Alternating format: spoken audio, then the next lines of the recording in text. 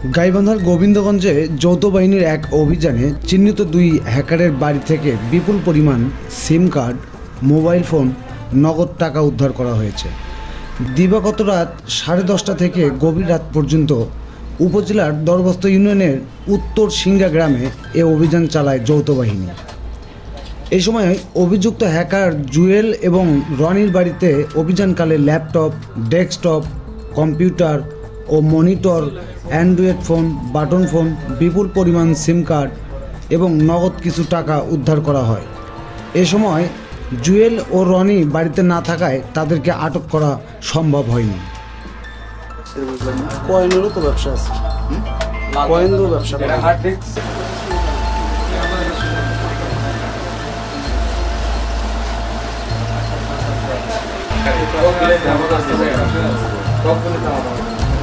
এই পাশে নাকি আরো 2টা বাড়ি আছে।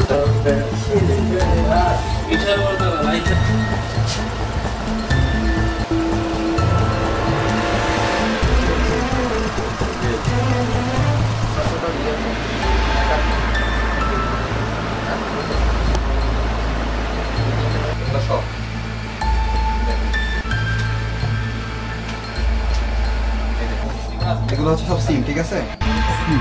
সিমগুলো এই যে সব নাম্বার সহ পাসওয়ার্ড দেওয়া আছে। ওকে, এগুলো সব সিম।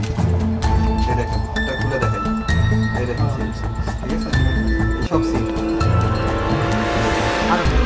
এখানে এটা খুলো,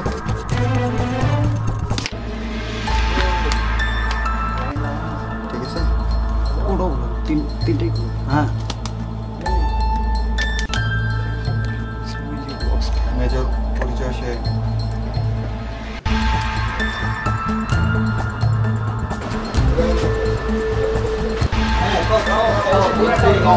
সেট আপ যাবে।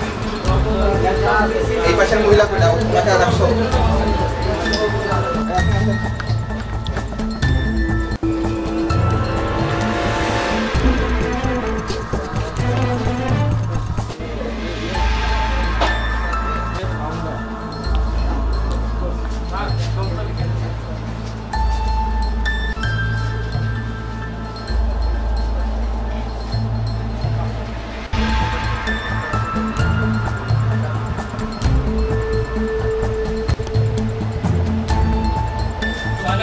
খুলে দেয় একটা